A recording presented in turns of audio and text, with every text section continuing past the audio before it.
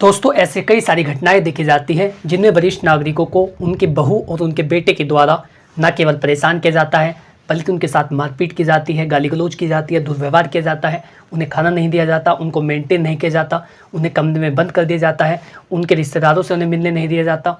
तो यदि आपके साथ ऐसी कंडीशन होती है या आपके किसी भी रिश्तेदार, किसी भी जानकार व्यक्ति के साथ ऐसी घटना होती है तो आज का ये वीडियो आपके लिए काफ़ी ज़्यादा महत्वपूर्ण है। इस वीडियो में हम बात करने वाले हैं कि वरिष्ठ नागरिक अपनी ऐसी बहू और बेटे को किस तरीके से संपत्ति से बेदखल कर सकते हैं। वरिष्ठ नागरिक ऐसी कंडीशनों में ये चाहते हैं उन दोनों को बेदखल करना, लेकिन उन्हें इस बात का पता चलता है कि सीनियर सिटीजन केवल ब्लड रिलेशन में, जो उनके ब्लड रिलेशन में आता है, जो उनका वारिस लगता है, केवल उसे ही संपत्ति से बेदखल कर सकते हैं, बल्कि अपनी बहू को नहीं। लेकिन इस संबंध में ऑनरेबल बॉम्बे हाई कोर्ट ने अपना एक लेटेस्ट जजमेंट दिया है जिसकी जानकारी आपके पास होनी चाहिए और आपको पता चलेगा कि आप अपनी बहू को भी संपत्ति से बेदखल कर सकते हैं और ऐसी बहू को और ऐसे बेटे को किस तरीके से सबक सिखा सकते हैं। संपूर्ण जानकारी आज की इस वीडियो में आपको दी जाएंगी। मेरा आपसे अनुरोध है कि यदि आप चैनल पर पहली बार आए हैं और इसी तरीके की लीगल नॉलेज में रुचि रखते हैं तो आज ही हमारे यूट्यूब चैनल कानूनी बातें को सब्सक्राइब कर ले ताकि इसी प्रकार की विधिक जानकारी, कानूनी परामर्श आप तक पहुँच सके। चलिए बिना किसी देरी के वीडियो शुरू करते हैं। नमस्कार दोस्तों, मैं अश्मित कुमार आप सभी का हमारे यूट्यूब चैनल कानूनी बातें में स्वागत करता हूं। दोस्तों हमारे चैनल के माध्यम से आपको लीगल एडवाइस दी जाती है। यदि आप किसी भी टॉपिक पर कोई कानूनी परामर्श लेना चाहते हैं तो स्क्रीन पर दिए गए मोबाइल नंबर पर कॉल कर सकते हैं।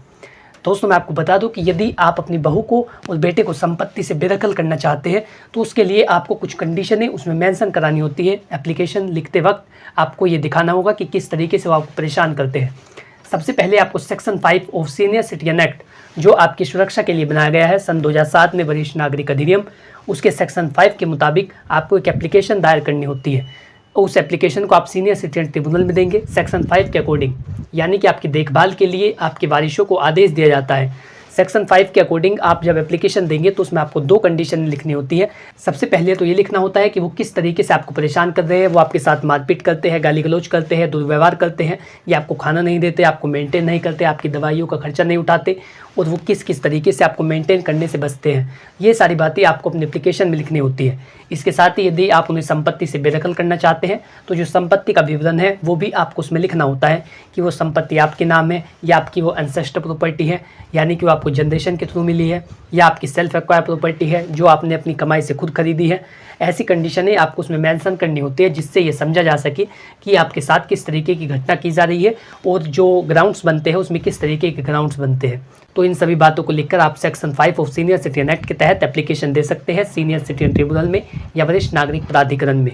इस तरीके से आपके जो वारिस होते हैं, जो बेटा या बेटी है, उनको वहाँ पर बुलाया जाता है, उनकी गवाहियाँ होती है, वो आपको क्यों परेशान करते हैं उनसे पूछा जाता है और उनको आदेश दिया जाता है कि वो आपकी देखभाल करेंगे, आपके साथ आगे से कोई भी ऐसी घटना या किसी ऐसी घटना को अंजाम नहीं देंगे। लेकिन यदि आप चाहते हैं कि वो इससे भी नहीं सुधर रहे हैं और आप चाहते हैं उन्हें संपत्ति से बेदखल करना, तो मैं आपको बता दूं कि संपत्ति से बेदखल करने के लिए आपको जिला अधिकारी महोदय के पास एक प्रार्थना पत्र देना होता है। प्रार्थना पत्र में आप बताते हैं कि मेरा ये बेटा या बहू मेरे साथ मारपीट या दुर्व्यवहार करते हैं, गाली गलौज करते हैं, ये किसी भी संगीन वारदात को अंजाम दे सकते हैं और मैं चाहता हूँ कि इन्हें मेरी संपत्ति से बेदखल किया जाए। और आज दिनांक, जितनी तारीख में भी आप एप्लीकेशन दे रहे हैं उसमें आप लिखिए कि मैंने आज दिनांक से इनसे अपने सारे संबंध विच्छेद कर दिए है, मेरे परिवार का या मेरे परिवार के किसी भी सदस्य का इनसे कोई लेना देना नहीं है, कोई मतलब वास्ता शेष नहीं है और मैं नहीं चाहता कि मेरी संपत्ति इन व्यक्तियों को दी जाए और मैं अपनी चल और अचल दोनों प्रकार की संपत्ति से अपनी बहू और अपने बेटे को बेदखल करता हूं। इस तरीके की एप्लीकेशन आपको जिला अधिकारी महोदय के पास देनी होती है और जो लोकल एरिया न्यूज़पेपर होता है, आपके एरिया का जो लोकल एरिया अखबार होता है, आपको उसमें विज्ञापन देना होता है संबंध विच्छेद की बाबत। संबंध विच्छेद के लिए आपको उसमें लिखवाना होता है कि मैंने इतने दिनांक को अपने इस बहू या बेटे से संबंध विच्छेद कर दिए। उस विज्ञापन को छपवाने के लिए आपको एक एफिडेविट देना होता है। ये सभी डॉक्यूमेंट्स आप कचहरी में जाकर के तैयार करवा सकते हैं। दोस्तों अब हम जानते हैं कि क्या वरिष्ठ नागरिक अपनी बहू को संपत्ति से बेदखल नहीं कर सकते। देखिए मैं आपको बता दूं कि एक घटना ऐसी हुई थी जो लेटेस्ट जजमेंट आया है, जिसके लिए वो घटना ऐसी थी कि उसमें जो वरिष्ठ नागरिक थे, जो फादर थे उनकी एज थी 78 और जो मदर थी उनकी एज थी 67, यानी ये दोनों 78 और 67 साल के थे। इन्होंने एक एप्लीकेशन सेक्शन 5 के अकॉर्डिंग लगाई सीनियर सिटीजन ट्रिब्यूनल में कि उनके बेटे व बहू उनको परेशान करते हैं, उनको मेंटेन नहीं करते, उनकी सुविधाओं का ख्याल नहीं रखते या उनके जो बेसिक नीड्स है उनको पूरा नहीं करते। और वो उसमें बताते हैं कि उनके साथ मारपीट की जा रही है, जो उनके रिश्तेदार घर पर आते हैं उनसे भी नहीं मिलने दिया जा रहा, तो ये सारी बातें वो अपनी एप्लीकेशन में लिखते हैं। सीनियर सिटीजन ट्रिब्यूनल के द्वारा मामले की जांच की जाती है और बेटे और बहू को वहाँ से निकलने का आदेश दिया जाता है, क्योंकि ये जरूरी हो जाता है कि वरिष्ठ नागरिकों की सेफ्टी के लिए उन दोनों को वहाँ से निकाला जाए। जब मामले की जाँच हो जाती है तो उसके बाद बेटे और बहू को संपत्ति से निकालने का आदेश दिया जाता है। बेटे और बहू इसके विरोध में ये कहते हैं कि इनकी मानसिक स्थिति सही नहीं है, मेरे पिता उम्र में ज़्यादा होने के कारण इनकी जो मानसिक स्थिति वो ख़राब हो चुकी है और ये हम पर झूठे एलिगेशंस लगा रहे हैं, झूठे आरोप लगा रहे हैं कि हमने इनके साथ ऐसी कोई घटना नहीं की और ऐसी किसी घटना को अंजाम नहीं दिया। ये बातें कही जाती है बेटे और बहू की तरफ से।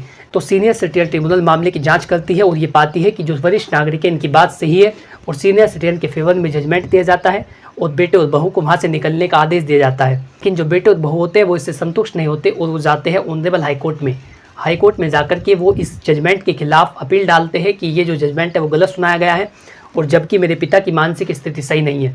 लेकिन ऑनरेबल हाईकोर्ट भी जो सीनियर सिटीजन ट्रिब्यूनल का ऑर्डर होता है उसी को मानती है और बेटे को ये कहती है कि तुम्हें ऐसा कहने का कोई अधिकार नहीं है कि तुम्हारे पिता की मानसिक स्थिति सही नहीं है। पिता जो होता है वो कहता है कि मुझे हार्ट सर्जरी करानी है और ये मुझको मेंटेन नहीं करते, 1 रुपया भी नहीं देते, बल्कि खाना भी नहीं देते और जो बेसिक नीड्स है उनको भी पूरा नहीं करते। और जिस कमरे में रहते हैं, जिन तीनों कमरों में रहते हैं, यदि ये यहाँ से निकल जाए तो उनसे जो किराया आएगा मैं उनसे अपनी सर्जरी करा सकता हूँ। ये सारी बातें पिता की तरफ से कही जाती है। जो बेटा होता है वो कहता है कि इन्हें कोई हार्ट की बीमारी नहीं है, बल्कि ये नाटक कर रहे हैं। तो ये सारी बातें हाईकोर्ट में कही जाती है। लेकिन हाईकोर्ट भी मामले की गहनता से जांच करती है और ये पाती है कि जो वरिष्ठ नागरिक है उनकी बात सही है और ये वास्तविकता में परेशान किए जा रहे हैं। बेटे और बहू इनको काफ़ी ज़्यादा प्रताड़ित करते हैं, इनको परेशान करते हैं। ऐसे में जो सीनियर सिटीजन ट्रिब्यूनल का ऑर्डर होता है उसी को माना जाता है और जो बेटे और बहू है उनको उस घर से निकाल दिया जाता है और सीनियर सिटीजन ट्रिब्यूनल को उस घर में रहने का अधिकार दिया जाता है और उनके बेसिक नीड्स को पूरा कराने के लिए उनके बच्चों को मेंटेनेंस के लिए भी आदेश दिया जाता है। तो इस तरीके से सीनियर सिटीजन अपने बेटे और बहू को संपत्ति से निकलवा सकते हैं। दोस्तों ये जजमेंट है, ये है Namdev versus state of Maharashtra. 2022 में बॉम्बे हाईकोर्ट ने इस जजमेंट को दिया है। आप इस जजमेंट का सहारा ले सकते हैं और इस जजमेंट के सहारे से अपने बेटे और बहू को अपनी संपत्ति से बेदखल करा सकते हैं। आशा करता हूँ कि जानकारी आपको अच्छी लगी होगी। यदि आप इसी तरीके की जानकारी में रुचि रखते हैं तो आज ही हमारे यूट्यूब चैनल कानूनी बातें को सब्सक्राइब कर ले, ताकि इसी प्रकार की कानूनी जानकारी, विधिक परामर्श और आपके अधिकार आप तक पहुँच सके। यदि आपका इससे रिलेटेड कोई सवाल हो तो आप कमेंट बॉक्स में लिख करके पूछ सकते हैं, मैं जल्दी उसका उत्तर दूंगा। और इसकी कोई लीगल प्रॉब्लम है तो आप उसका व्हाट्सअप स्क्रीन पर दिए गए मोबाइल नंबर पर कर सकते हैं, जल्दी आपको उसका उत्तर दिया जाएगा। Thanks for watching this video. अपना कीमती समय देने के लिए धन्यवाद।